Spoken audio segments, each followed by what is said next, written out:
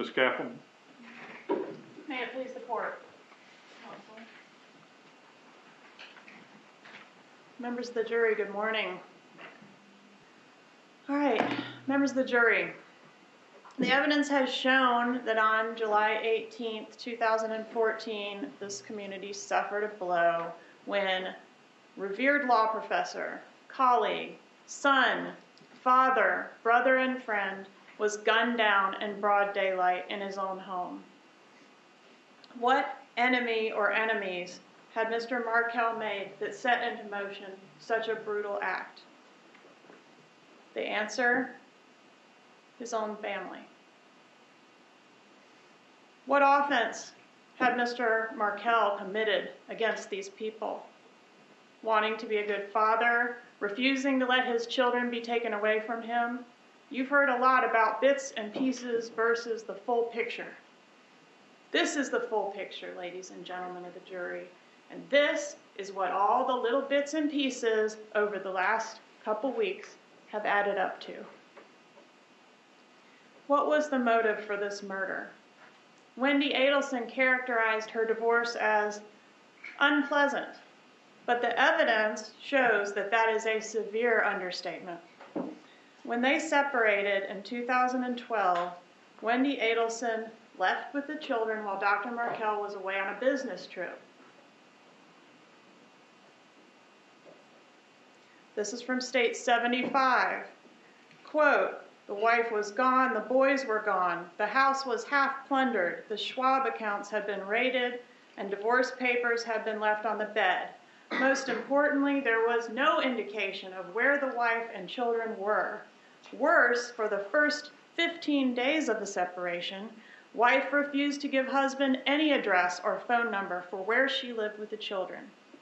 On September 25, 2012, wife finally answered husband's and his counsel's plea for a proper address, but she gave him a false address that wasn't corrected until 4 weeks later.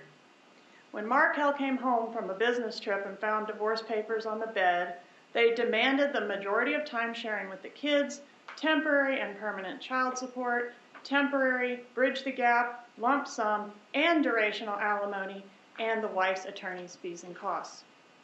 In Markel's response, he said that he is, quote, grieved that the wife has filed for dissolution of the parties' marriage, and it is his hope, belief, and desire that the marriage can be saved. Well, we know it couldn't. In January of 2013, Wendy Adelson filed a motion to allow her and her children to relocate to South Florida. They were ages 2 and 3 years old at that time. As one basis for this request, Wendy Adelson cites that the wife's parents reside in Coral Springs and the wife's brother resides 20 minutes away. The children are very close to the wife's parents. Then she proposes a 60-40 time-sharing schedule in which Mr. Markel will be required to travel from Tallahassee to South Florida every time he wants to see his children. Quote, the wife proposes that during the school year the husband come to South Florida every other Saturday through Tuesday, and in the off week come for at least 2 days to see the children. As another basis for the motion for relocation, Wendy alleges that, quote, the husband has also created a hostile work environment for the wife at FSU School of Law by telling the administration and their joint colleagues that the wife has stolen from him, that she has mental health issues, isolating the wife in Tallahassee's small legal community and further limiting the wife's career prospects in the area. Now remember what Wendy Adelson told you when she was on that stand. She was just fine to stay in Tallahassee. She liked it here in Tallahassee. In Markel's answer, he indicates that he's seeking continued equal time sharing in Tallahassee. He seeks sole parental responsibility on issues related to education, religion, and the medical upbringing of these children. And as y'all learned through the course of this evidence, you learned how important it was for Mr. Markel to be involved in the kids' education and their religious upbringing. Markel's dedication in these areas is highlighted by the fact that the very last thing he did after he dropped his kids off and worked out was make a phone call to Stuart Schlazer, somebody that he was reaching out to try to get information about the kids' schooling, a schooling prospect for the kids. In addition, you'll recall Wendy Adelson's testimony that Mr. Markel was devout in his beliefs and was adamant that his boys should be raised in an environment that observed Jewish traditions and was committed to the Jewish faith. Quote,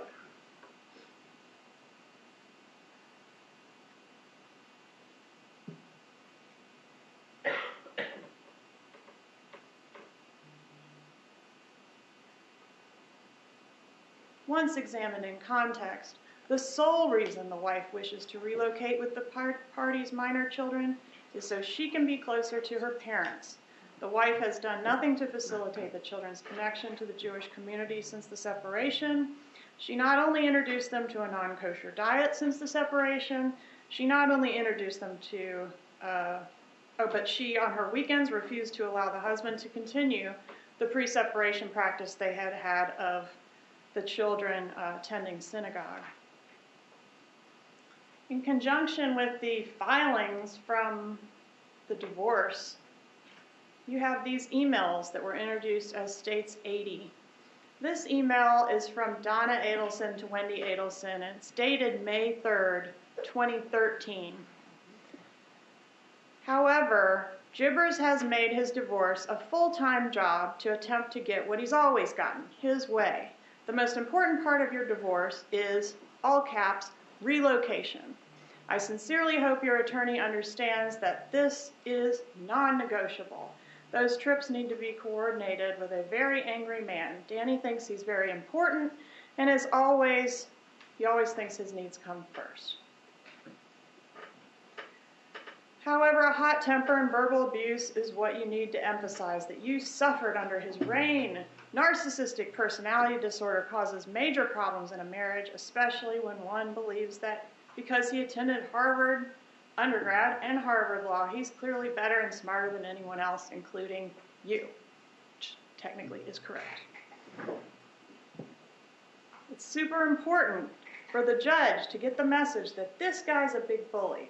I know she'll be able to read that when you submit copies of some copies of the emails he sent you, he feels if he said something, that's it. Well, that's not it. You were in fear of his temper, and so you did not want to reveal your address. That's why she kept the kids away for how many ever weeks. Mr. Markel has become a religious zealot over the last few years since the birth of our first son, taking him to synagogue with him as an infant so that he can absorb the music and prayers. What's going to happen in June when he wants to go to 3 different conferences? Don't let him go. If you do, you're enabling and facilitating your stay in Tallahassee. Another bribe to get him to allow relocation should be the offer of plane tickets. This is the grandmother coaching Wendy Adelson, on how to try to facilitate this relocation. On May 6, 2013, Dan Markel filed a motion to compel Wendy Adelson to honor an agreement they had regarding access to the children. In this document, Markel alleges the wife is engaged in a pattern of interfering with the husband's access to the children. Fast forward to June of 2013, there's an order denying Wendy's motion for relocation with prejudice. That means it cannot be raised again. She cannot move to South Florida with those children by court order. This is the summer of 2013, the same time frame that Wendy Adelson later tells Jeffrey Lacoste that her brother, Charlie Adelson, was looking into all options to resolve the relocation problem, including having Dan Markel killed.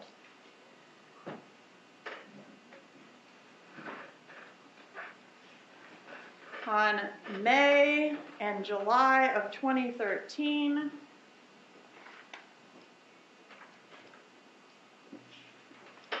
I've gotten ahead of myself here, but in May and July of 2013, there were 2 mediations conducted in this divorce, both of which resulted in an impasse. There's a quote from one of the filings that the wife is merely, quote, stuck in Tallahassee until the husband decides the time is right for him to leave. The wife and her affluent parents who are bankrolling the wife's litigation so that they can enjoy closer access to the grandchildren. Again, an email. These are in chronological order. So this next email is dated Thursday, June 25th, 2013. This one is from that donnaharvey@gmail.com address that both Harvey Adelson and Donna Adelson use, and it's signed Love, Mom, and Dad, and it's to Wendy Adelson. Never, never, never give up. It's time for action. It's time to take control of your life and not let Jibbers think he just won anything by having you remain in Tallahassee. Let's show this F blank blank blank what will make him absolutely miserable. You know his weak points: money, religion, control. You have 5 weeks before your court date. I know you have a job that keeps you very busy. However, the rest of your life, and consequently Dad's, mine, and yes, even Charlie's, will be affected by how well you can perform/act between now and July 31st. You can be a good actress when you want to. I've seen you in action. You just need to put on the performance of your life. Jibbers hasn't beaten the Adelson family yet. You have a very strong family behind you. Just remember that. Dad and I have done everything we could to try to help you for the last 10 months. Now it's time to help yourself. We believe that you will be able to make this happen. If you can put these actions before everything else this month, yada yada. Here's the plan of action.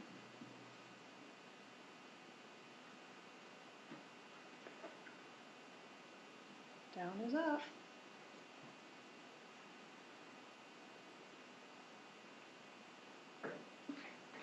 Come on down. Yeah, there we go. All right, plan of action. Number 1, take a photo of the boys dressed nicely, standing at the front door or by the sign of a church in Tallahassee. Then change your Facebook status photo to this one so everyone will see this. Perhaps a line under the photo with, quote, "New beginnings in Tallahassee" might be nice.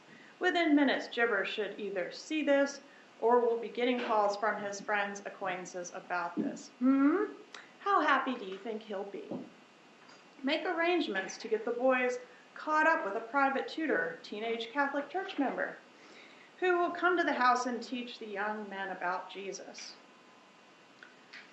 Number 3, let Jibbers know that your children will be baptized in the Catholic Church, and you'll certainly invite him to the event. Let him know that the Catholic Church is a big part of your life now with the boys, and you'd like him to be a part of it. As long as he wants you to remain in Tallahassee, the boys will be involved with you in church-related activities and ceremonies. Number 4, summer camp. Don't worry about that one. Number 5, register for them for toddler classes at the church. I've looked into this. Mom has looked into this. And even if they don't go, we can show Jibbers that they are enrolled for the fall semester. And you cannot tell anyone this is an act. Somehow it will get back to him. Take control from him. Get to him psychologically. He's going to want you to stop this. Wendy, you've been through a difficult year, yada yada. Now you have one final opportunity to make him angry. We want him ticked off so he realizes that he could lose control over the kids. We plan to make a financial offer to him to allow this relocation. You need to work this plan, and we'll help you through it so that it may affect how much we will offer him. Maybe he'd be willing to let you relocate if he knew his children would attend a private Hebrew academy like Donna Klein in Boca. Or perhaps he'd like them to invite him to a Christmas party at their other Sunday school. I know you would never want to think that you didn't do absolutely everything you could to try to come down to your family. It's time for you to show us that you can put on the performance of your life in the next few weeks. I mean, this is not a normal amount of pressure for this thing to get done, right? Got one more in here. Charlie brought up a good point. I'm not going to read it. You see it. dress your kids up in Hitler Youth uniforms.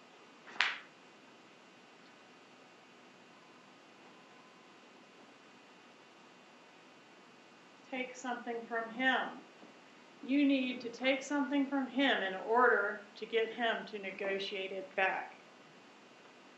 Take something that he wants. Pretend, pretend, pretend. All right, now the payoff. This payoff can put him at the point, blah, blah, blah, $4 million range. Point of this, they're willing to offer $1 million. We're planning on you, Charlie, and Dad and I going as high as equal parts,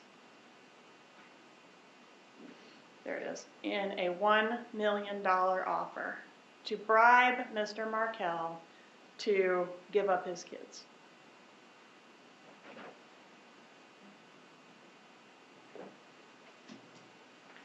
On July 31st, 2013, the divorce between Dan Markel and Wendy Markel was made final.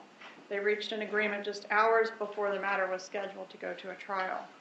But litigation continued and even increased as both parties continued to file motions alleging the other was in violation of the settlement agreement, in violation of the divorce. On October 31st, 2013, Wendy Adelson filed a motion to enforce the marital settlement agreement. 5 months before his murder, on February 14th, 2014,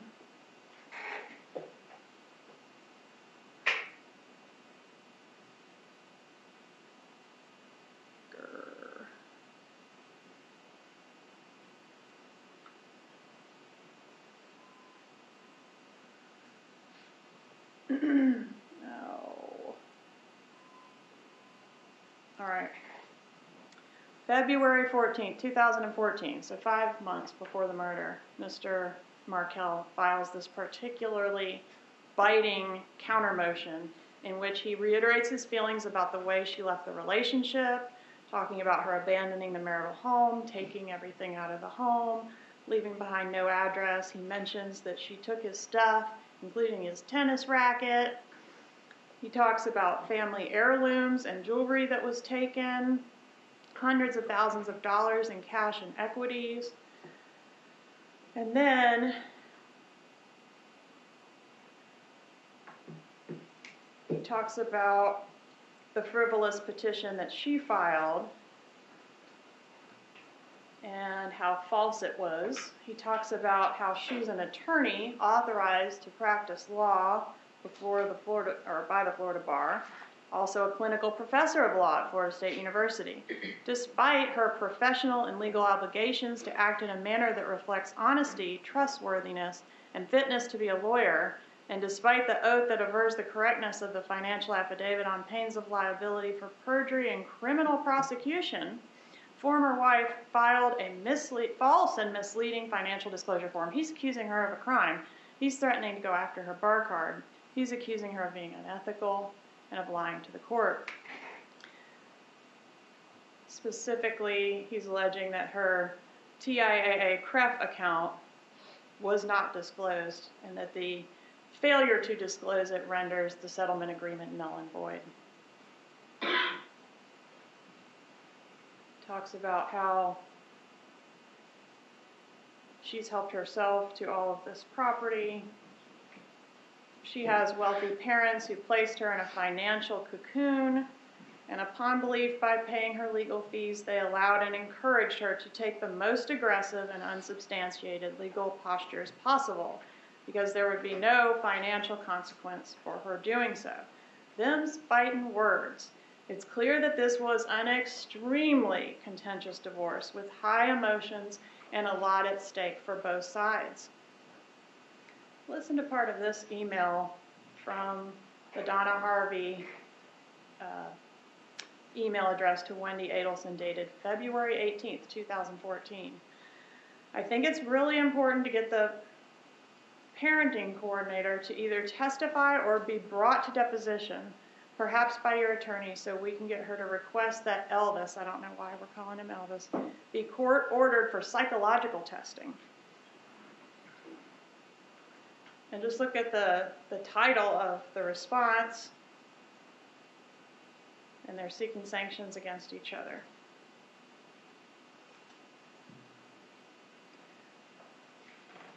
Counter motion for enforcement of MSA on parenting issues and motion for contempt and sanctions.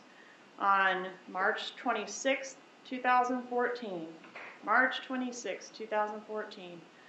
Mr. Markel files this motion alleging that the grandmother of these children, Donna Adelson, has disparaged him to the children. Quote, "Grandma says you're stupid. She says you're trying to take her sunshines away from her. And Grandma says she hates you." Dan Markel is requesting the court to enjoin the former wife from allowing the maternal grandmother to have unsupervised time with the children, and to impose appropriate limitations to safeguard the children from being subjected to disparaging comments about their father. He is moving to preclude her from having contact with these kids unless she's supervised. How do you think that went over, based on what we know about Donna Adelson? And as we know, this issue never made it to hearing because there were several lawyer changes and other delays, and ultimately Dan Markel was murdered. And guess what? Relocation was no longer a problem. Within 48 hours, Wendy and those kids had moved to South Florida, never to return to Tallahassee. The emails in State's Exhibit 80 shed some light on how the Adelson family responded and how involved they got in this divorce that their daughter was engaged in. The pleadings and allegations that Mr. Markel filed against Wendy and against her mother were very contentious. And obviously there is a lot of bad blood. I don't know how to make it stop. Maybe I'm getting excited and pushing buttons. Back in the summer of 2013, when Wendy Adelson's motion for relocation was initially denied, we know that Charlie had looked into having Dan Markel killed. But as the defense points out, Charlie didn't even know Catherine Magbanua at that time, and hence the murder did not happen at that time. When did Wendy Adelson mention to Jeffrey Lacoste that his brother had looked into getting this done a year ago? On July 13, 2014, that's when she told Lacoste about this, just 5 days before Dan Markel was killed. But the seed for this conspiracy had already been planted when Charlie had looked into committing the murder back during the summer of 2013. That was the time when the judge ruled against Wendy and the kids moving to South Florida. And after the relocation failed, fast forward to the next really significant event, which is it being on the line whether or not Donna Adelson is going to be permitted to have continued contact with these kids that's unsupervised. Based on the emails we recovered, how do you think Donna took the news that Jibbers was trying to police her contact with her own grandchildren? According to Donna Adelson, quote, "Something has to be done about this asshole. He hasn't beaten the Adelsons yet." But he was beating them, wasn't he? After paying for several lawyers and engaging in all these bitter legal battles, Wendy and the boys still were in Tallahassee. And as Wendy told Jeffrey Lacoste, she was never going to be able to move to South Florida unless something happened to Danny. And she was right. What happened after his murder?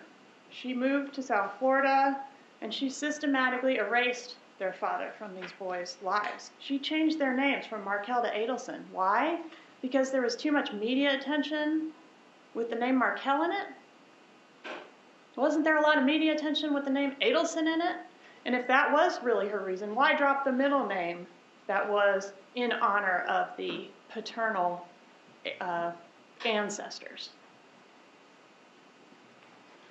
Why keep Dan Markel's parents away from the children for any other purpose other than to obliterate the memory of their father? So it's the state's theory. Let's see where we are here.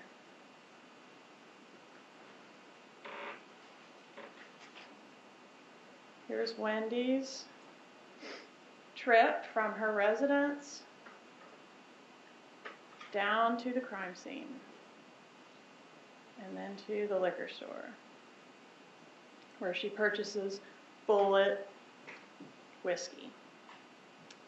And then goes all the way back up to Mosaic, where she engages in a lunch date. When she pulls up to the crime scene, there's where she could have gone to get liquor. When she pulls up to the crime scene, she doesn't get out, she doesn't ask any questions, she doesn't make any phone calls, she doesn't call 911. This is the man that has her children. She doesn't call the daycare to find out, are my kids okay? Nothing. And then she told you guys that she just observed the crime scene tape on her way by Centerville Road, which is not possible. Could not see the crime scene tape from Centerville Road. And as you know from the testimony of Officer Brannon and her prior inconsistent statement in her interview, she did go down to that crime scene. It's the state's theory that there are other people other than those who have been charged, people other than the two folks that are on trial here today that you all are concerned about. And these people also bear responsibility for the murder of Professor Markel.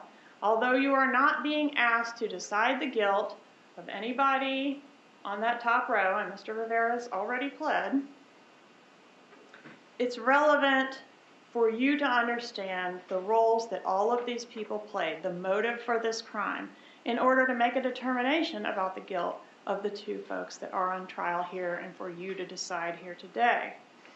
Do these two defendants fit into this conspiracy? If so, how? This is done out of necessity. It's not a desperation thing. I want y'all to see the whole picture. That being said, it's natural for you to wonder what's going on with these other people, when and how will they be charged. All of those things are natural things to think about and wonder, but not okay to affect your decision in this case, as you, by your oath, must render a verdict based on the evidence in the law in this case as to these two defendants individually. Much has been made regarding my personal feelings about charging the Adelsons. That should not affect your verdict at all. What my personal feelings are, you probably don't know what they are. Maybe you think I'm eager to do this again in the near future. But it doesn't matter what I think. What matters is the evidence and the law that's before you as it pertains to these two defendants. As we talked about in jury selection, you've been sworn as the jury for these defendants and must make a wise and legal decision about their roles in this larger plot. Anyone else is for another day or for another jury. But to understand where the two fit in, you have to understand the motives and events that led up to them being hired to commit the crime. So the evidence that you've heard concerning the Adelsons is necessary. While we're on the topic of the Adelsons, it's worth pointing out that absent their involvement would be giant coincidences. So was there a plan to frame Jeffrey Lacoste for this? That was one thing. Wendy Adelson broke up with him the week before the murder. She knew he had plans to leave town, like at the exact time that Dan Markel ended up being killed, and then suggested his name to law enforcement as a bitter ex-boyfriend who might have had an axe to grind. Luckily, he left a day early, so he had a great alibi. What about this thing with the TV? Charlie Adelson gets Wendy Adelson a TV as a divorce present, as a cheaper alternative to hiring a hitman. Then, the same TV is Wendy Adelson's alibi for the time that her husband is murdered. A service appointment that her mother set up for her from South Florida. And then on the wire, when Donna is talking about, well, that didn't come in, never mind, strike that. And what about Wendy Adelson going completely out of her way, that slide that I just showed you, to visit the crime scene when the crime scene tape is up? That's not a shortcut to where she was going. That liquor store is not on the way to where she was going. Why doesn't she stop to ask what's going on when she sees all these emergency vehicles at her children's father's home? What about the evidence that Catherine Magbanua already knew that the crime was done when she got that phone call from Sigfredo Garcia? Remember the testimony that the first call that either Mr. Rivera or Mr. Garcia made after the murder was done was to Catherine Magbanua. And what did Garcia say? It's done. And what did Catherine Magbanua say? I know. How did she know? I cannot answer that question. Possibly, somebody had to tell her. Or perhaps she meant it figuratively, like I'm waiting by the phone for this thing to get done, and when I see the phone ring and it's you, I knew it was done. Don't know the answer. Here's Catherine Magbanua and Wendy Adelson taken on the beach just outside her parents' condo on June 15, 2014. So this is 10 days after the first botched murder trip and about a month before the actual murder. Rivera says that Catherine Magbanua told them the murder had to be done on July 18th. Why did it have to get done on July 18th? Because Dan Markel was planning to leave town the next day, and this is a fact that has been confirmed by Wendy Adelson. Somebody with access to Mr. Markel's schedule, aka some Adelson, had to have relayed this information to Ms. Magbanua for her to know. How would Luis Rivera know to say that? That's not in the discovery. How would he know to say that they had to get it done because Mr. Markel was leaving town the next day? Let's talk a little bit about Mr. Rivera. Mr. Rivera is not my best friend from childhood. Mr. Rivera is not the guy that my child's father considers a brother and a best friend. He is not the person that I hired to do the murder. I did not get to pick Luis Rivera. Rivera is here because these two defendants chose to do a crime with him. And he chose, yes, to save his own butt, to do a deal. He chose to come forward with the truth in exchange for a deal. He is a bad dude. You've heard lots of stuff to corroborate that, and I wouldn't try to dispute that. He is a bad dude. That's why they picked him to come assist with this. But his Latin King status has nothing to do with the murder other than it makes him a bad dude and a good candidate as somebody to recruit to do a killing. You have no evidence of any connection between this Latin King specter that's been raised for you and the evidence of this particular crime. According to the defense, his deal was the deal of the century, to give some testimony that I or someone else spoon-fed to him. What evidence do you have that any information was spoon-fed to him? The defense wants to say he was spoon-fed, but then they also want to say he was terrible and inconsistent and full of it. How can it be both ways? I spoon-fed, but I did a terrible job of it. There is no evidence that anyone told Mr. Rivera what to say in this case. His testimony is what it is. If there's inconsistencies in it, if there's inaccurate facts in it, that's what it is. The actual only condition of Mr. Rivera's cooperation agreement in this case is to tell what he knows. Tell the truth. If I'm so desperate to get the Adelsons and I'm spoon-feeding Rivera, why wouldn't I just spoon-feed him to tell me the Adelsons did it? He was hired by Sigfredo Garcia, his best friend from childhood. And Sigfredo Garcia was hired by Catherine Magbanua, his child's mother, to do a murder in Tallahassee to assist her other boyfriend, Charles Adelson. And he's just telling you what you already know. You don't have to rely on Luis Rivera. The whole case doesn't hinge on him because he's telling you what you already know from the evidence, all the circumstantial evidence in the case. And he's the direct evidence, the linchpin, that holds it all together and that reveals all the corroboration that you need to make a decision in this case. In jury selection, we talked about the different types of evidence. Is it direct? Is it circumstantial? And what about inconsistencies? We talked about that too. And Mr. Rivera has given now, I think, 10 statements in this case over a 3-year period about events that happened over 5 years ago now. So there are going to be inconsistencies, and I'm sure the defense will talk about those. Only you can evaluate these inconsistencies and how much importance to give them. I'm not telling you to ignore them. I want you to look at them, evaluate them, and you make a decision. Lawyers don't get to make a decision as to whether or not these things are important. Did he have an opportunity to see and know the things about which he testified? Not a lawyer telling you what's important and what's not. So did he seem to have an opportunity? Yeah, he was there. How could he have known that Rivera shot a hole in the Prius? Unless he was there. I'm sorry, Garcia fired a hole in the passenger floorboard of the Prius. Unless he was there. He saw it. The fact wasn't listed in a media report. The fact wasn't known to law enforcement. Couldn't have known it unless he was there. How could he have known that Dan Markel was scheduled to leave town? A fact that Wendy confirms. Because Magbanua told he and Garcia that they had to get it done for that reason. Rivera testified that Magbanua hired Garcia to kill Dan Markel, and that Garcia hired him to assist in the murder, and that Catherine Magbanua was responsible for getting the money and for paying them once the job was done. That's your principal instruction.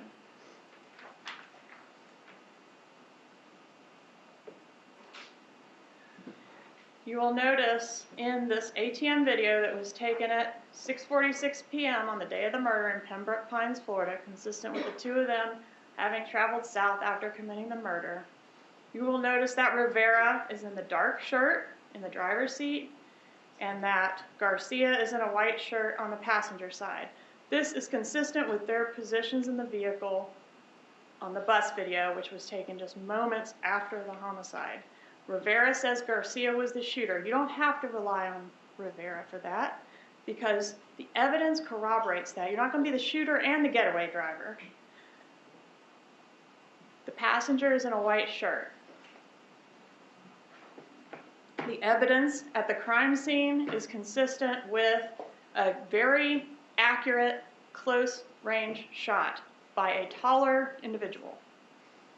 Accurate and close range means not gangster style. It means regular style, consistent with a taller shooter.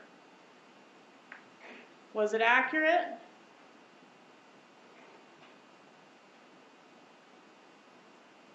Yes, it was. Right between the eyes.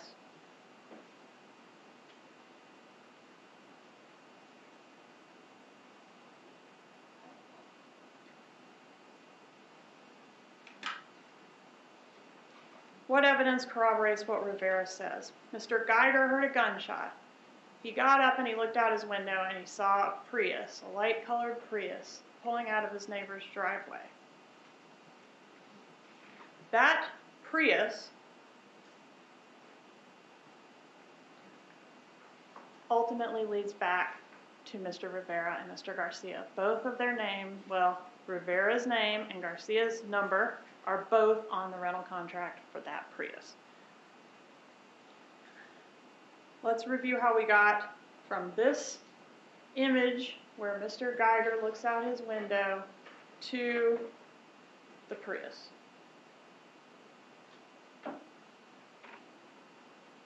Alright, so we've got the surveillance video at Premier Gym, which shows the Prius stalking the victim. This bus video, some of it taken shortly before the murder and some of it taken right after the murder, showing the same type of vehicle. Again, you'll notice the white shirt is in the passenger side, dark shirt is the driver. The tower dump from Premier Gym shows a phone number that was linked to Harvey Adelson in that on July 1st, 2014, Sigfredo Garcia made one unanswered call to Harvey Adelson, and that's how, that fact is how, that cross-reference is how we managed to pull his number and identify him out of all the data that came out of the tower dump from Premier Gym.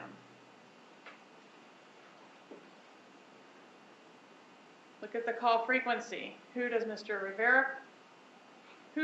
Garcia call frequently? Luis Rivera. And guess who else is also on the tower dump? Luis Rivera. You'll see the phones traveling. We've got evidence to corroborate their phones and when they left, when they arrived.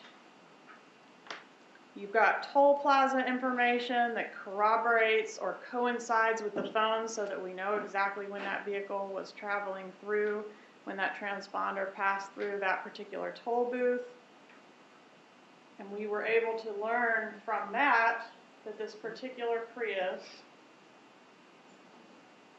When you get a good stopping point, Ms. Chapter, we probably need to give it your yes, sir, right.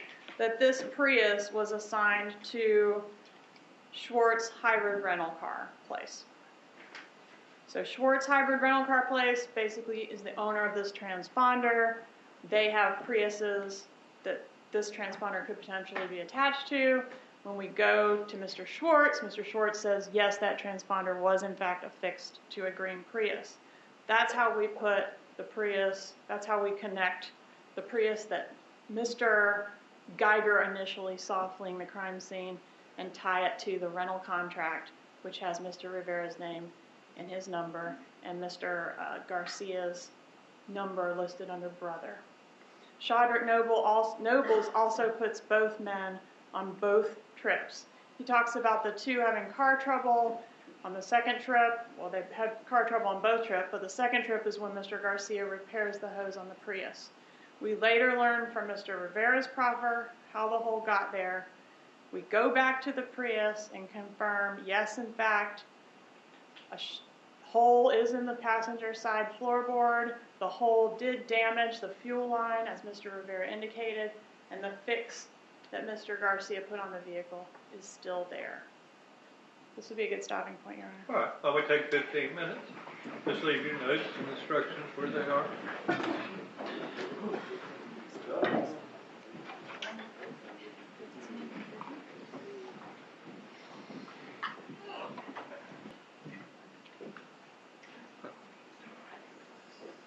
I did notice, I was reading a couple mistakes in the instructions. The only one of substance, I think, is in the aggravation of a felony instruction, the second paragraph. I'll be sending my judicial assistant in with corrected instructions, and she's emailed those to you, so when you get a chance. We'll take 15 minutes.